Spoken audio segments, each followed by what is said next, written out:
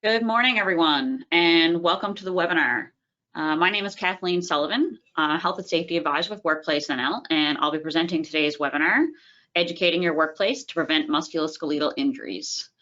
So before we get started, I will say that this was kind of a last-minute presentation. I was not supposed to do it, so hopefully I can get through this with very few errors, but if I do, that's why.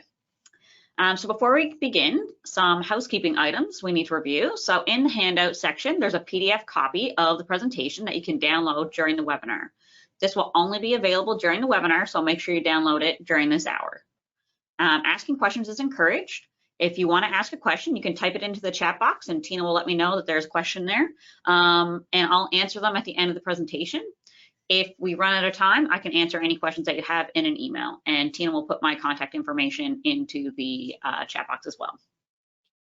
At the end of the webinar, you're going to get an evaluation. We encourage you to complete the evaluation as it helps us develop better and more meaningful webinars. And you can also include any topics of interest that you might have that you want to see us present webinars on, or workshops, or anything like that. Also, every 30 minutes, we're going to take a micro break. So I'll ask you to stand and stretch to give your body an opportunity to change postures and get the blood moving throughout your body. This practice in itself is an example of a musculoskeletal injury prevention control, and it will break up the prolonged static muscle contraction that you're doing while you're sitting for long periods while participating in the webinar, and allowing the blood, like I said, to recirculate in the areas where there's less blood flow. So every 30 minutes, so we'll only take one micro break during the presentation, and I'll let you know when we're going to do that. So during this webinar today, we are going to review and discuss MSI prevention in the workplace, the legislation and the need for an ergonomics process that involves education and training, the key components that make up a strong foundation for MSI prevention in the workplace, roles of each workplace party in MSI prevention, as well as education and training requirements for workplace parties. So we do have a poll question to get started. So Tina is going to launch the poll there. So the question is, what is your current knowledge level on this topic? The topic being educating your workplace in musculoskeletal injury prevention. So the options are very good, good, average, poor, or no knowledge. So Tina is going to open the poll there. You'll have a couple 30 seconds or so to answer the poll, and then just so you know, the results will not be shared, so please be honest. We're going to ask this question at the beginning of the webinar, and we're going to ask this question at the end of the webinar, so hopefully you'll have learned something throughout the webinar, and you can answer now, and Tina will let me know when the poll is closed. All right, so the poll is now closed. Thank you everyone for participating. Looks like we have a little bit of all of the answers there. So we'll give you guys some education here now, and hopefully we can increase your level of knowledge by the time the webinar is done. So this webinar is being put off for Move Well, Work Well Week. So this week used to be called Musculoskeletal Injury Prevention Week, but a couple years ago we kind of revamped it and renamed it to make it a little bit more recognizable for people and to help them understand what we really want them to do. So work-related musculoskeletal issues are so common that we actually have the province sets aside a week each September to raise awareness about the impact of these injuries in the workplace, as well as to find practical solutions for prevention. So it's called Move Well, Work Well Week. Many employers are working hard to develop campaigns for their workplace, and we encourage everyone here to participate. You are participating by participating in this webinar, but as well as do anything else in your workplace that might be educational to let people know the impacts of these MSIs and how they can prevent them. As well, these musculoskeletal injuries are preventable. They occur in every industry and in every occupation, and they also account for the majority of the lost time claims in our province that are paid for by Workplace NL as well as employers.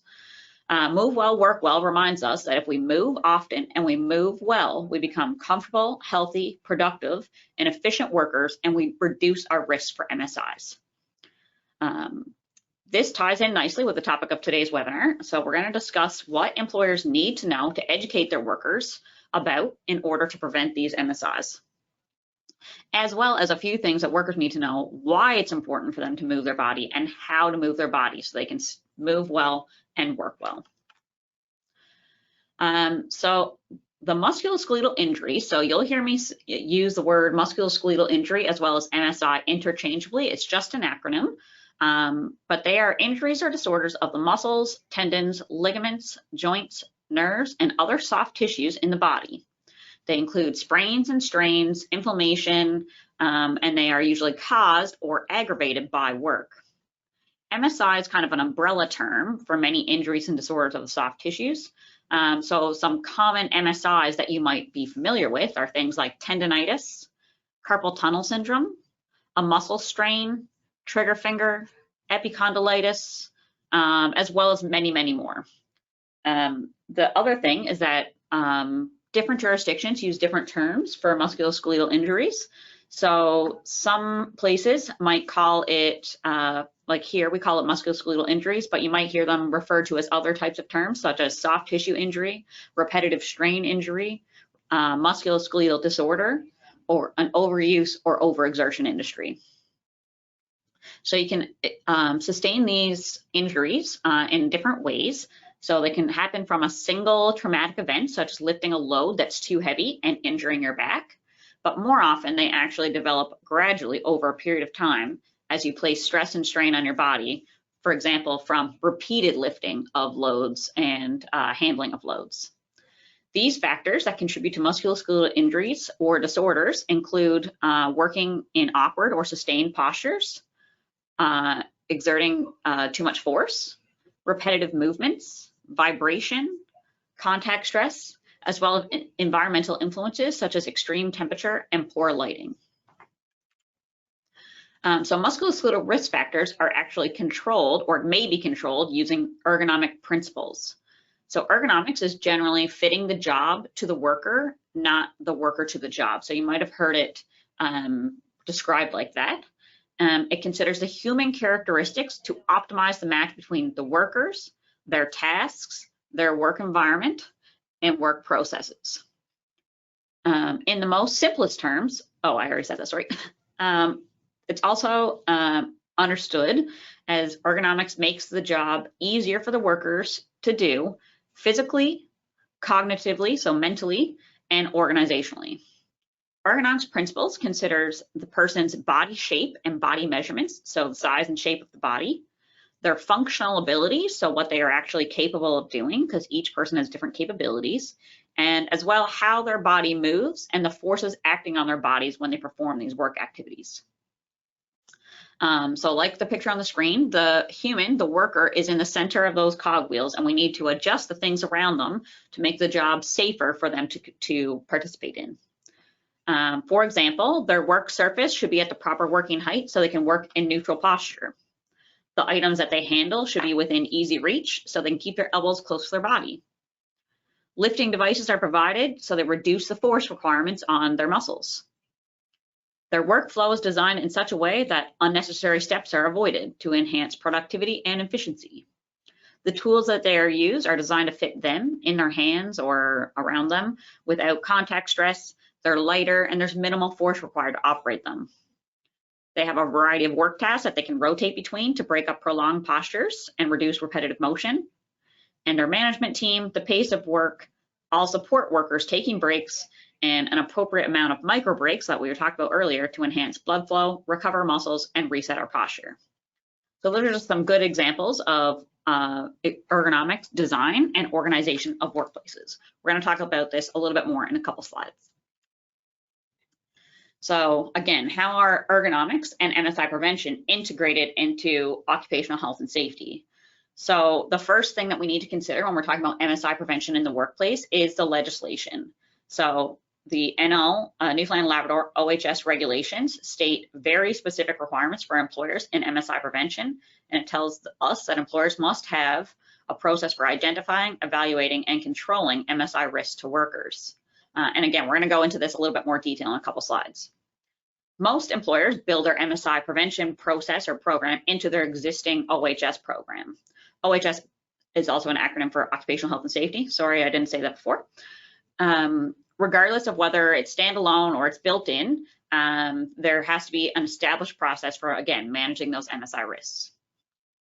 The ergonomics processes basically addresses the risk factors because practicing those principles of good ergonomics that, again, we're going to talk about, make those risk factors, that those awkward postures, those excessive forces, repetitive motions that strain our body are eliminated because we're going to properly design equipment, workstations, and work activities to fit those workers.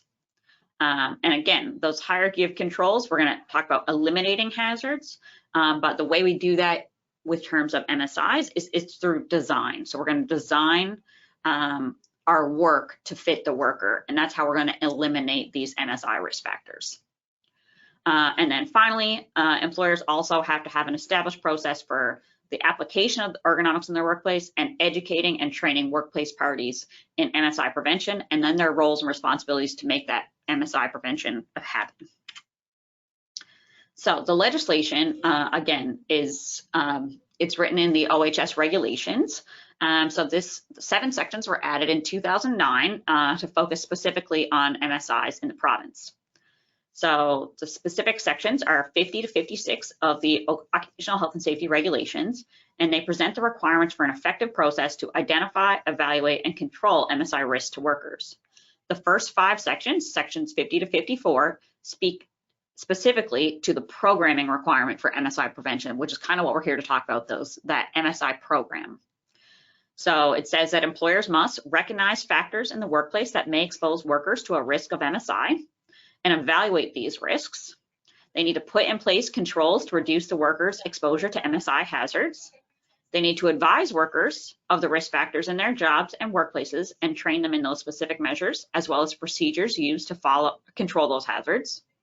As well, they need to follow up to ensure preventative measures are working and consult with workers when performing these risk assessments. And the specific workers that they need to consult with are any workers that have sign or symptom of MSI, a representative sample of the workers who are carrying out the work that's being assessed, as well as with the OHS Committee or Worker Health and Safety Representative or Designate, whatever is present in your workplace. There are 2 other sections. Section 55 is related to seating or standing work, and it's just about to control the risk to workers who have to sit a lot or stand a lot as part of their job. As well, there's a section lifting and handling, which is basically saying that employers need to provide equipment to handle heavy or awkward loads, or they need to adapt those heavy and awkward loads to make it easier on those workers. And even though that the employer has many obligations, the workers do too. The workers would be required to report any MSI hazard in the workplace, participate in those risk assessments, and follow the safe work practices and procedures that the employer sets out. And again, we're going to touch on this later in the presentation. Moving into the ergonomic process, one way that an employer can demonstrate their commitment to MSI prevention and practicing good ergonomics is by implementing a standard. The CSA standard Z1004-12 is called Workplace Ergonomics, a Management and Implementation Standard. So this is kind of like the gold standard that we recommend for employers that are looking to go this route with musculoskeletal injury prevention. There's a number of other standards developed by the CSA, or the Canadian Standards Association, that talk about occupational health and safety management, hazard identification, elimination, and risk assessment, as well as there's one that's specific to office ergonomics. So those might be some other standards that you might be interested in taking into account when you're looking into the ergonomics process. And these standards basically help employers develop processes so ergonomics can be systematically applied to the development, design, use, management, and improvement of work systems. So again, it's a framework that has responsibilities and actions for workers and employers so they can ensure that ergonomics is implemented into occupational health and safety program.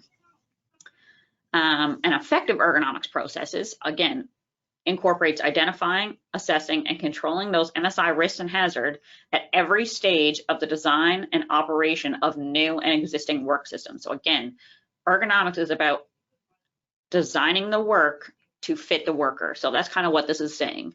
The earlier in the design stages that ergonomics is applied, the more likely that it's going to be effective and that MSIs will be prevented. And again, it has to be applied in all aspects of the work, including equipment, products, tools, facilities, the organization, as well as the performance of work in order to be effective and prevent MSIs. All right. Again, the last piece of that puzzle is education and training. So when we talk about education and training, your process is only going to be effective if workers know about it and they know what their job and their supervisor's job is to prevent MSIs. So they need specific training in the control measures that need to be followed, as well as the MSI risk factors that they face. Again, MSI prevention is everyone's job. It should be owned by many, so it's not necessarily on one person. If you have, a health and safety person at your workplace, it's not their job to prevent MSIs, it's everyone's job. And that's what the goal of this education and training would be, to show everyone what their job is in MSI prevention. So they need to be able to understand what MSIs are, identify the risk factors, and be able to recognize early signs and symptoms. Again, they should know the procedures that need to be followed, the process to report signs and symptoms, and how to report any other ergonomic or musculoskeletal injury concerns that arise. We're going to talk about education training a little bit more in detail in a bit, so I'm going to leave it there for now, and we'll talk about that again in a bit. So establishing a foundation for success. So the things that we need to consider when we're actually building an MSI prevention program in our workplace are, is your workforce trained and equipped well enough to make consistent ergonomics improvements in your workplace? Is productivity and product quality improving in your workplace while at the same time reducing the risk and preventing costly MSIs? Are your employees engaged and fully committed to health and safety? Is your management engaged and fully committed to health and safety? Do workers believe that management care enough about them to make those improvements to their workstation? Are the employer, manager, and supervisor aware that they must do everything reasonable in the circumstances to prevent workers from MSIs? So if not, that's okay. That's what we're here for today. Your MSI prevention might need some fine tuning, and that's what I'm here to help with today. So the components for a foundation of an MSI prevention program are, as always, management commitment. Starts from the top, everyone. I think everyone's probably heard that before. Getting that management commitment, and it'll flow down to the workers. They need to have a process for identifying, assessing, and controlling MSI hazards. They need to ensure that there's worker participation. They need to ensure that there's early reporting and that they're encouraging workers to bring forward solutions as well as problems. There should be a culture of open communication, of course, education and training, what this is all about here today, as well as they need planning to prevent MSI. So they need to be looking to prevent them from happening in the first place. So we're going to look at each of these sections in a little bit more detail. So the first one is management commitment. So again, it begins with the owner, the CEO, the president, whatever you have there, and is critical for any successful MSI prevention effort. It needs to be clearly communicated and visibly demonstrated. So some things that management can do are to develop an MSI prevention policy or statement. So written policies and procedures kind of help standardize our approach and maintain consistency and quality throughout the program delivery. A written MSI prevention policy is a statement of principles and general guidelines that clarifies the organization's philosophy regarding MSI prevention and governs its actions. And a written MSI prevention procedure kind of defines the specific approaches that they're going to take to prevent MSIs. Those safe work procedures should also be clearly written and given all instructions to workers so they know how to follow and complete a task safely. They need to be communicated to everybody in the workplace, not just workers. And management should also establish the process to ensure that all the supervisors are accountable for MSI prevention in their areas, and that workplace parties follow those requirements, those MSI prevention requirements. So on the screen there's just an example of an MSI prevention policy. So this one is from the Vancouver Island Health Authority. We found it online. It's just to give you a general idea of what sort of things would be included in a MSI prevention policy. So at a minimum, a written musculoskeletal injury prevention policy should demonstrate the clear commitment to minimizing the risk of MSIs to workers, promote consistency and quality in the processes and methods used for MSI prevention, and should clearly define roles and responsibilities of all workplace parties in the MSI prevention program. In addition to, workplace parties' responsibilities such as the employer, manager, supervisor, OHS committee, they might have an OHS professional in the workplace, a facilities department or a purchasing department that may also have roles in MSI prevention. So make sure that anybody who has a role in MSI prevention, their job or their role and responsibilities included in your MSI prevention policy. So some other things that it could include, those are the things that it I will say must or should include. Some other things that may be included are definitions of technical terms related to MSI prevention. So the term MSI, for example, any outline of education and training for those involved in the program, an overview of the risk management process, instructions for documenting and investigating signs and symptoms of MSIs, as well as the risk management process, and then a process for follow-up and investigation when policies and procedures are not being adhered to. So continuing on, some other things that management commitment to MSI prevention is shown by is integrating MSI prevention into your existing health and safety activities and business processes. Basically, essentially in your day-to-day work. So this would include things like managing and administering training, senior management, ensuring that there's enough personnel and expertise to deliver that training, and providing the necessary resources for equipment, for extra workers, for PPE, so that it will reduce workers' risk of MSI. Some other things are demonstrating their commitment by working with the OHS Committee to ensure that work tasks and processes are designed to control MSI hazards specifically. So when you're working on a hazard assessment, you should be specifically considering those MSI hazards or risks when you're doing those, as well as encouraging workers to participate in those MSI prevention activities that we just talked about, having open discussions about ways to make work more comfortable, identifying and removing any barriers to workers participating in the process, and making sure they inform, consult with, and give workers the opportunity to participate in any MSI hazard recognition activities associated with their work. And finally, some other things that management commitment is shown by reviewing reports of MSI hazards and taking corrective action in a timely manner, regularly reviewing the MSI prevention process in consultation with the OHS committee, so like this process that we're talking about here right now, and then evaluating and reporting on the progress of MSI prevention efforts. So making it a goal or an objective within the company and having a process in place to keep everyone up to date on any MSI prevention activities. That could be training, that could be MSI hazard reports, that could be any of that sort of thing. And then discuss those specific projects with staff, with workers and supervisors so that everyone knows the management is committed. The second part of the foundation for success is that the worker or the employer needs to have a process for identifying, assessing, and controlling MSI hazards. So some recommended activities could be things like looking for MSI hazards, doing a specific MSI inspection checklist as opposed to adding it to your regular workplace inspections. During your job task analysis or your hazard analysis, looking through some hazard reports and finding out where people are identifying things that could be considered MSI hazards, as well as anytime your workplace changes, you should be reviewing the change, whether it be new equipment, new policy, new processes, and ensuring that it doesn't add any MSI hazards to it. Consider potential MSI hazard, I just said that. So they should also be establishing a process for assessing the risks. So if they have there's many MSI risk assessments out there. If they already have a process for controlling regular hazards and they want to incorporate MSI into that, that's something that they could do.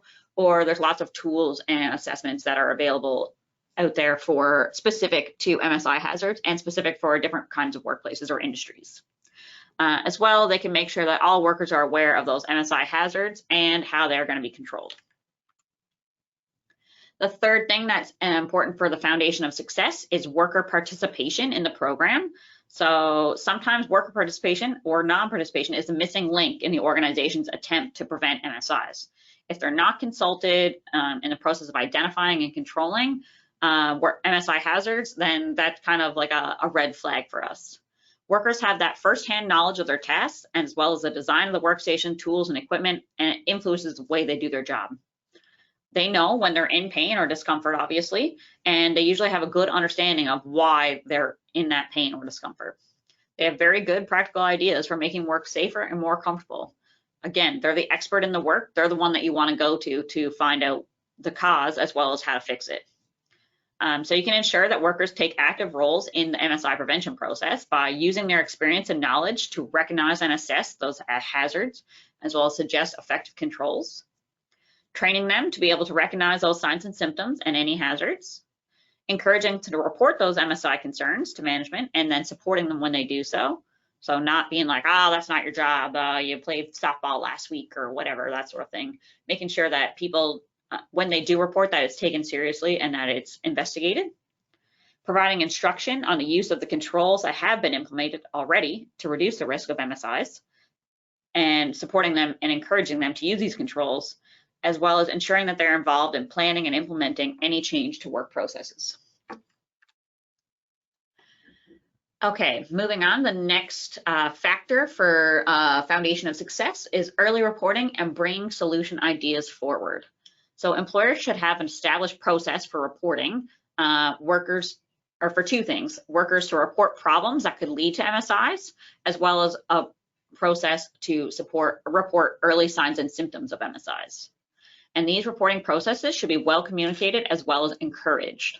If we don't know, we can't fix it. That's kind of my motto that I use when I'm out with an employer. If we don't know what the problem is, we can't fix it. So that's why we need to kind of encourage and share with workers to make sure that they see that.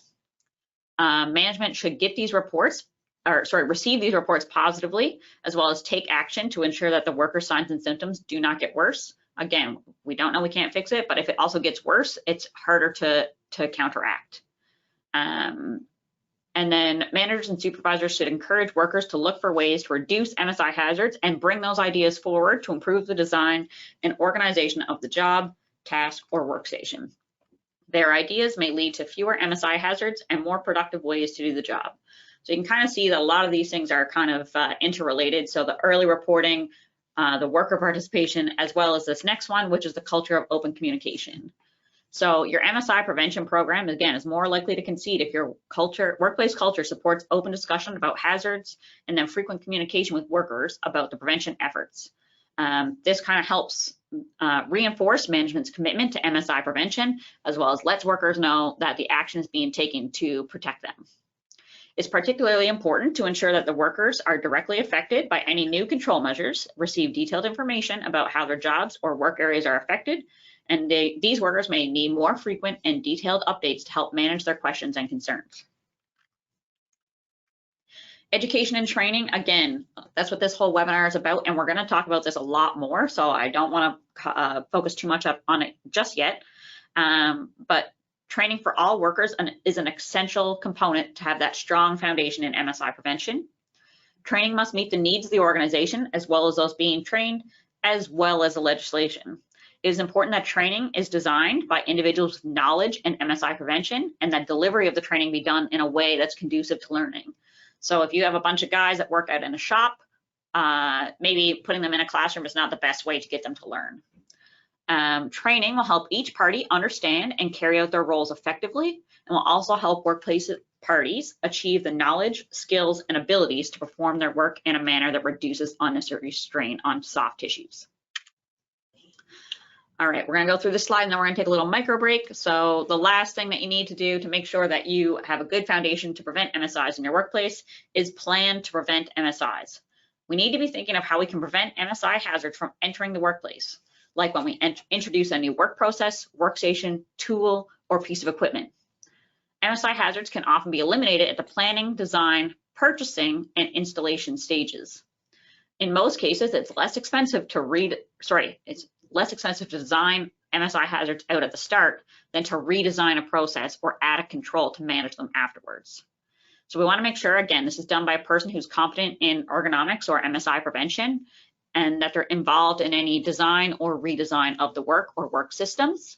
So this may be someone internal, or this may be something that gets hired out externally. We also would want to train our purchasing department or person or what have you to how to consider those MSI hazards and how to implement a procedure. So they must consult with someone who's trained in MSI prevention or ergonomics or whatever before purchasing new equipment or new tools that may have an effect on adding MSI hazards in the workplace. Any engineering or design specifications provided to the purchasing department should highlight factors that are important for MSI prevention, such as grip, such as force, size measurements, all those sorts of things. And then consider in developing some in-house purchasing standards for frequently purchased items such as chairs, gloves, tools, to make sure that those factors are always considered during the purchasing process. All right, so we're gonna take a quick micro break here, so just 1 minute or so. So I'll give you 1 minute and you can get up, take a little walk around, you can stand up and stretch, and you can feel free to stand at any time as well during the presentation, and I'll be back in 1 minute. Okay, I am back. Hopefully everyone else is too, or hopefully you didn't go anywhere at all. So hopefully that gave you enough time to get a little stretch in, get a drink of water, do whatever you needed to do. And we're gonna keep on continuing on with the presentation here. So we've talked about the foundations for success. So those were those 7 things there: management commitment, open communication, training workers, involvement of workers in the participation of workers, all those rest of the things. So those are kind of the foundations for success. And now we're going to start talking a little bit more about the roles of the workplace parties and actually what they need to know for the education. So kind of what they need to know in terms of MSI prevention. So again, the roles of the workplace parties. Oops. So you might have seen a slide like this before with general roles, and a lot of times whatever is general for the employer, so like developing safe work practice procedures, it's the same thing for MSI hazards as well. They have to develop safe work practice procedures, but they need to consider MSIs. They need to consider the MSI risks, educating and training and implementing controls sort of thing. So again, performing risk assessments for employers. They need to identify job tasks that may expose workers to the risk of MSIs, evaluate those risks and implement controls. That includes equipment, education and training, and the safe work practice procedures. They need to select the most appropriate equipment or equivalent control that reduce those risks for workers. And then they also need to provide the resources necessary for a healthy and safe workplace. So again, sometimes employers might hire a health and safety manager or a consultant or that sort of thing that oversee their OHS program. So sometimes what happens is those people get seen as like, you know, the safety person, which is great, and that they have somebody there to monitor and help support the process. But these roles and responsibilities are specific to the employer. They're the ones who are ultimately responsible for making sure these things get done. When we talk about the supervisor, so again, that could be anyone who's authorized or designated by the employer to direct control over the workers. So they're responsible for conducting those MSI risk assessments as well, in consultation with workers, of course. They must be aware of those MSI warning signs and indicators to look for MSI hazards during workplace inspections, any other job task analysis, and when reviewing injury reports. And they must make sure that those risks of MSI are identified, assessed, and controlled for all jobs. They're responsible to ensure that all workers under their supervision are aware of those hazards and are trained to do their job safely. They're required to ensure that workers know the safe work practices and procedures and regularly enforce them. They're to reinforce proper working techniques, as well as the use of equipment and personal protective equipment. They must ensure that workers have the necessary equipment to do their jobs, and they should encourage workers to take their scheduled breaks and micro breaks and check that workers have adjusted workstations to suit themselves and their work and provide any help as it's needed. They should be monitoring control measures that have been implemented to make sure they're still effective and take action on any new reported MSI hazards and concerns, as well as follow up with workers. And they should also encourage that culture of open discussion that we talked about and support workers when they have questions or concerns. They should be working with those workers to find the solutions that will help make their work more comfortable and productive. And as always, the worker also has responsibilities for MSI prevention in the workplace. So they should be participating in risk assessments when consulted and bringing their knowledge and expertise to the work and discussing any MSI related concerns. They should provide suggestions for controlling MSI risk factors to their supervisor as well as their OHS committee. Report any MSI hazards to their supervisor and bring concerns forward early so they can be investigated and addressed before MSIs develop. Participate in training and ensure that they understand the information and instructions provided, and go to their supervisor with any questions for additional training if needed. Be aware of the signs and symptoms of MSIs and report them if they occur. Follow safe work practices and procedures. Use those proper working techniques and the equipment, tools, and any other control measures that are designed to reduce exposure to MSI hazards. They should take their scheduled breaks, take advantage of those opportunities to change postures, move their body to improve blood flow, and relax muscles by taking micro breaks. They should know how to make adjustments to the workstation to suit themselves, the work they do, and ask for help if needed. Minimize manual handling where suitable equipment has been provided to them, and accept responsibility for personal risk factors related to MSIs and take any action required to reduce their risk. So those were the main three parties, I guess we'll say. There's also a party called the OHS Committee, or representative or designate, and they also have responsibilities when it comes to MSI prevention. So they would need to attend MSI prevention and ergonomics training programs so they can effectively recognize, assess, and control hazards, actively look for those MSI risk factors and identify opportunities for elimination or reduction, ensure that MSI hazards are included in inspection checklists, assist the employer with investigating, prioritizing, and developing solutions for ergonomic improvement, discuss ergonomic concerns at OHS committee meetings, and make sure they bring them to the employer, assist in communicating and educating about MSI risk factors and ergonomics to employees, and review training records to ensure everyone in the workplace has received training on how to do their job safely and how to identify the MSI hazards in the workplace. So the OHS committee basically supports and helps the employer implement the MSI prevention process, and they collaborate with all levels of the organization, so with the employer, with the supervisor, and with the workers. All right, so now we're getting into, I guess we'll say, the meat and potatoes part of the presentation, talking about the actual education and training in MSI prevention that needs to be delivered in the workplace. So education and training are a critical aspect of success to your OHS and MSI prevention program and to build a culture of safety in the workplace.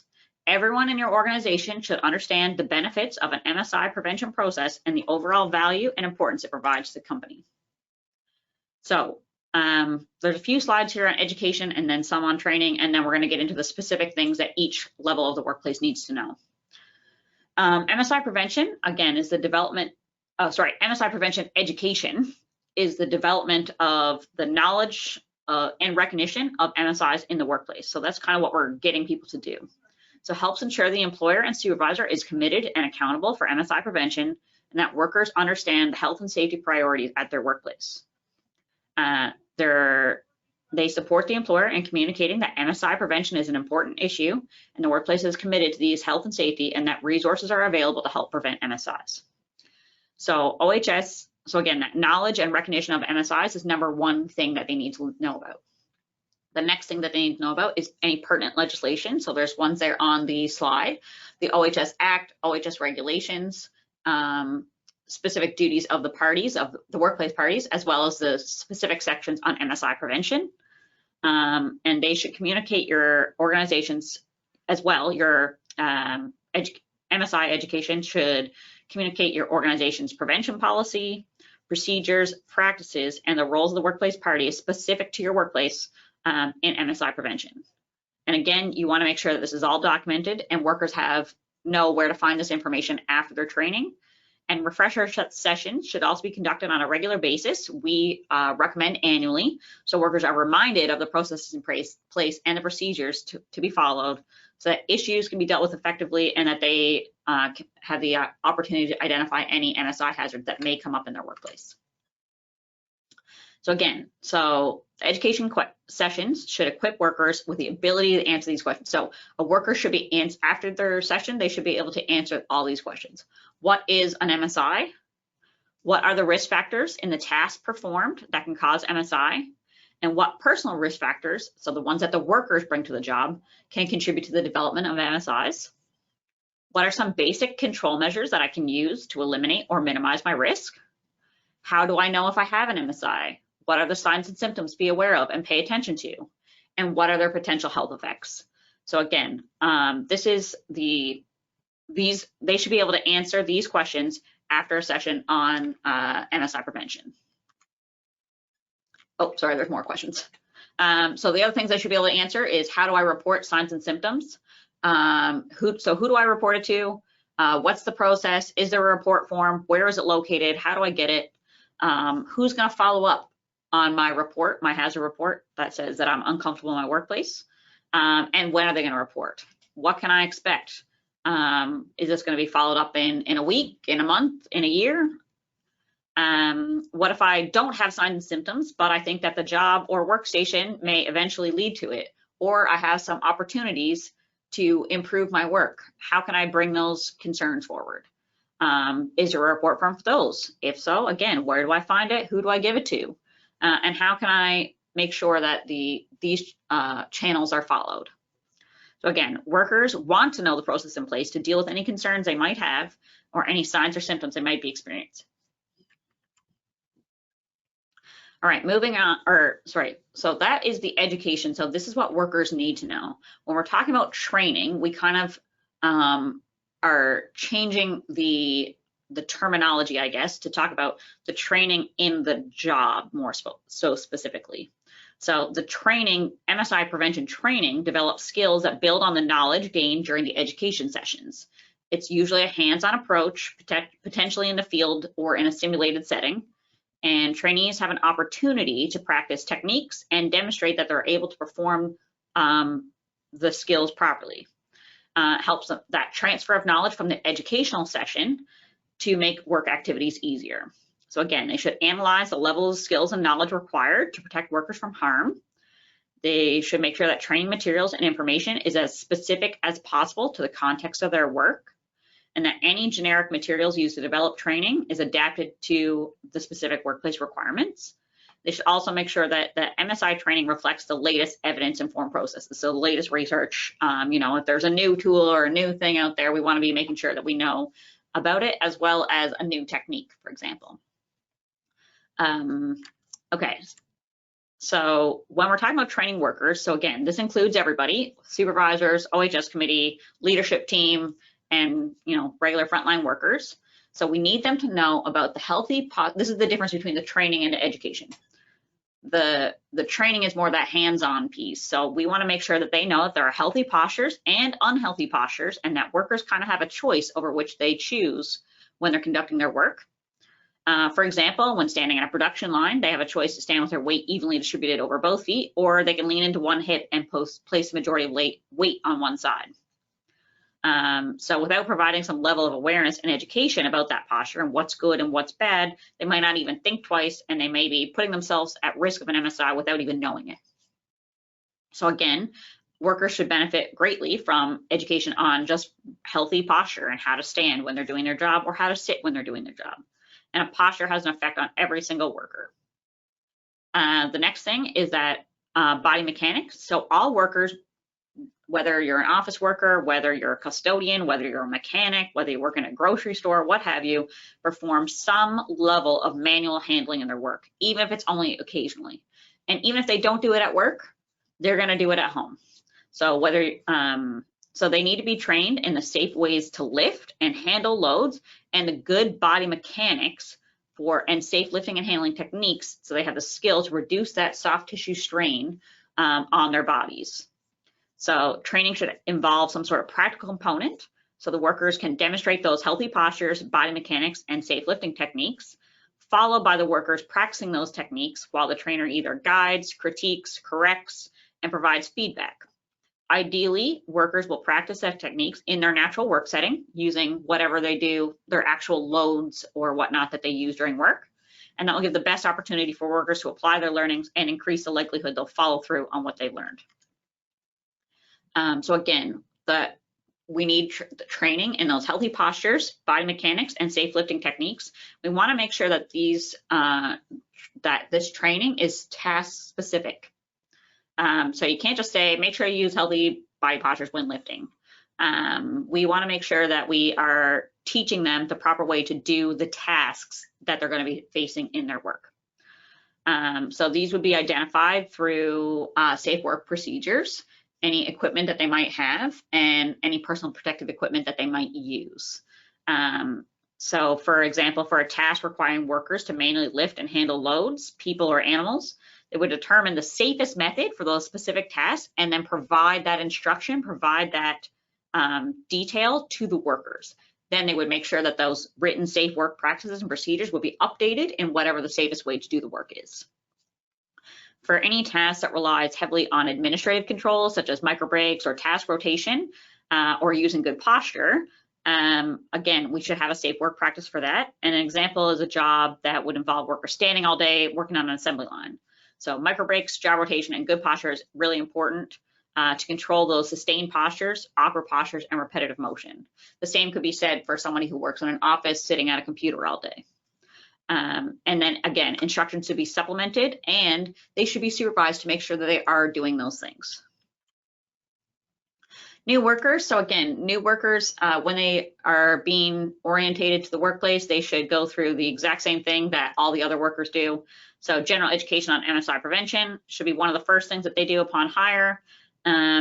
And before workers can actively participate in that process, they require that basic knowledge on musculoskeletal injury prevention, the risk factors, potential controls, and how to report any issues that they might have.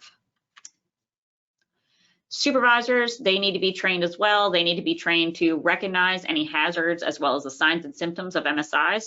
So even though a worker might not know they have a sign and symptom of an MSI, a supervisor might recognize it and say, I think maybe you should do this and to alter your workstation or something along those lines. They must also be trained in how to respond to workers and who to report the signs and symptoms of MSI to.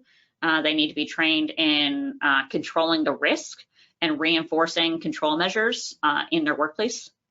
They need to be, again, trained for early reporting for themselves of who they report any fatigue, discomfort, or other MSI signs and symptoms to. Capable of demonstrating and teaching those proper work practices. So again, our supervisors need to be well trained so that when they see somebody doing something with poor body mechanics or not lifting something properly, they need to be able to say, hey, look, you're doing this incorrectly. This is the way that I would do it, or this is the proper way to do it. So they need to be trained in those techniques and be comfortable demonstrating it to other people. Again, they need to be advise workers of the MSI hazards that may be met with them. So they need to know the hazards themselves, and they need to delegate the task, or sorry, if the employer delegates the task of evaluating risk to supervisor, then supervisors also would need to be trained in the processes that the employer uses to evaluate risk. That could be, you know, assessments or MSI assessment tools or what have you. Okay, 2 more slides on training, and then we're almost done here. So MSI training for employers would include the MSI risk identification, risk evaluation, and hazard control. Excuse me. So those are the minimum training requirements for employers. However, there's a lot more things that employers might need to know that are a little bit more specific, such as like how to position and maintain equipment provided to workers, how to implement safe work practices and work schedules to provide adequate rests and recovery periods, how to implement changes to workload or other arrangements for alternating work if an MSI concern is reported, personal protective equipment and how that reduces the exposure for risk, appropriate lighting, seating, and footrests. There's a whole slew of things that they need to know in order to, or sorry, that they need to be trained in, we'll say, to make sure that their MSI prevention program is truly effective in their workplace. All right, the last one here is training for the OHS Committee. So again, they would receive the same training as all other workers, you would assume. They should also receive additional training that may correlate to the specific hazards found in the workplace and making sure that they have a full understanding of those hazards, as well as to identify high-risk job demands and implement practical and cost-efficient solutions using a team approach. Usually, this is where you find, obviously, MSI issues as well as other safety concerns come up. It's through the OHS Committee, so they should hopefully be able to identify those concerns and create a team approach to implementing a solution. They might also emphasize evaluating workplace improvements for effectiveness and having a continuous improvement approach. They should be the in-house knowledge of ergonomic principles. So again, those safe lifting principles, those healthy postures, and those body mechanics. And they should be able to perform they might be able to perform basic levels of review of the workstation where hazards are identified. So again, that might be an internal control or that might be an external control, but usually if it was internal, it might fall to the OHS committee. So finally, when we have our MSI prevention program, again, we're talking about the education and training specifically. We need to make sure that our education and training has clearly defined goals and objectives. So this could just be the number of people trained or the number of tasks that they're trained in related to MSI prevention. But they provide specific outcomes that can be tracked or measured to determine if the program is being successful. To provide context using the statistics. So for example, the rate of MSIs in a facility or a department might say, okay, this is a target for us is to target the service department because they're having the most MSIs and they're the ones that need the most help. So we might identify some goals in the education and training. So workers need to be able to identify signs and symptoms, those risk factors. We might describe organizational procedures for dealing with reported signs and symptoms. So are things being reported? Are they being dealt with? These are some, what's the turnaround time? How long does it take to get a control in place? Those sort of things might be some goals and objectives that we place for ourselves as part of the MSI prevention program. Again, each of these goals, we need to make sure that they are measurable. You can confirm that participants have successfully learned each of these things, for example, by quizzing them at the end of training, by observing them do their work, by soliciting their feedback after an evaluating their training session. And there's also a number of best practices for delivery of training. I'm not going to get into those.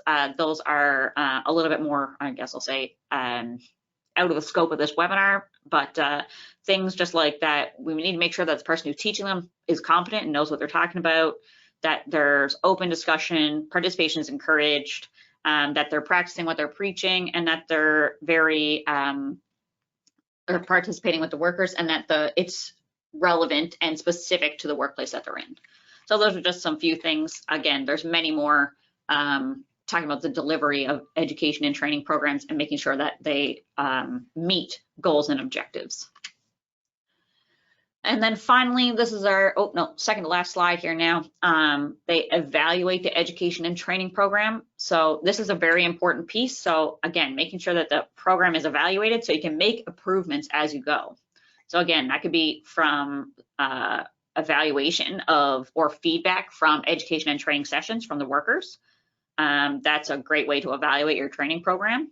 Is what you're saying you're doing working? Are people getting the same thing out of the MSI prevention training that they want to? Documenting the number of workers who have received the training, as well as worker performance on any quizzes or demonstrations, if they're doing a demonstration on, safe lifting or whatnot. So their quizzes or any sort of evaluation of the worker is a good opportunity to evaluate your program. If they're passing, then you're probably doing a good job at training them. Evaluating how well workers are retaining that knowledge and transferring it to that work activity. So that could be done during a work observation. So, 3 months down the road after they receive their training, doing a work observation and ensuring that they're still using those safe lifting practices and the proper body postures and all those sorts of things. And again, making sure you can do it at other times, could be doing written or oral quizzes, just on the recognition and reporting of MSI signs and symptoms, potential health effects of MSIs, risk factor identification, and the basic control measures to the work. We need to make sure that we evaluate our education and training program regularly, as well as any other part of our OHS program, but we also want to make sure we review it when there's a change in work practice, a change in the workplace layout, task design or orientation, and an introduction of a new building, tool, supply, equipment, whatever, to make sure that any MSI concerns are reflected in the education and training program. And then finally, of course, we need to make sure that we document our education and training sessions. So they should have the date, location, duration, any outline of what was covered in those sessions. So any written materials, policies, equipment, procedures, the name of the instructor, the name of the participants, and any evaluation of the session that you have. So, and we want to make sure that we maintain these training and education records for a number of years for due diligence purposes. So there's no specific time for how long we should keep them, but generally we say 7 years. So again, we want to make sure that we document these things, because if we didn't document it, it didn't happen. So if I come in to do an audit on you and I say, oh, show me that you're training workers in MSI prevention, and you don't have a training record, then you can't really show me that it was completed. So if we didn't document it, it didn't happen. All right, so that brings us to the end of our presentation here. So in summary, today we discussed the requirements for an MSI prevention program in the workplace as per the OHS regulations. Again, sections 50 to 56, MSI risks should be identified, evaluated, controlled, and monitored. And we also learned that applying the principles of ergonomics helps control the risk factors for MSI, and therefore MSI prevention requires the implementation of some sort of ergonomics processes. Again, those ergonomics processes are things like those safe lifting techniques, body postures, good body mechanics, that sort of thing. We then learned that the key components that make up a strong foundation for the successful MSI prevention in the workplace, such as having strong management commitment, worker participation, educating and training workers, and open communication and discussion in the workplace. We learned the key roles of the workplace parties in MSI prevention program. And then finally, we learned how to effectively educate and train your workplace to prevent musculoskeletal injuries. We looked at what each party needs to know, as well as how to develop an effective education training program for your workplace. So that brings us to the poll question again. So Tina's going to launch the poll here right now. Now that you've done this webinar, hopefully your level of knowledge has increased. So again, what was your knowledge of level after completing the webinar? So now what are we at? Very good, good, average, poor, or no knowledge. Hopefully we're not at no knowledge at least.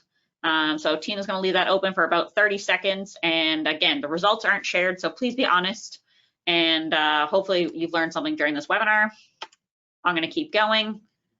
So we also have a health and safety podcast. It's called The Signal. It's available on basically all places where you can get podcasts. So Anchor, Spotify are some of the main ones. And it's basically just keeping people up to date on health and safety in the province. There's a special one that was released this week for Move Well, Work Well week, so hopefully you can listen to that, and as well as any others that might pique your interest. So some upcoming webinars for the rest of the week. So later today, I'll be back with MSI What's Your Risk, talking about the risk factors for MSIs. Is pandemic posture affecting your health? Is a virtual workshop, so it's kind of like an interactive webinar. That's tomorrow at 10 a.m. And then tomorrow at 2 p.m. we also have another interactive webinar that's called Move Well to Prevent MSIs, and kind of has the same idea. It's an interactive type webinar. And then on Friday morning, there's also going to be one called the overview of the MSI Prevention Certification Training Standard. So again, that would be the new MSI prevention training that we developed over the last few years, and it's just a little overview of the training and making sure that people get that information out there. All right, so that's the end of the presentation. If you have any questions, you can put them in the chat box. Since it is 11 o'clock, I'll respond to them after the end of the webinar via email if you have any questions, and if not, have a great day.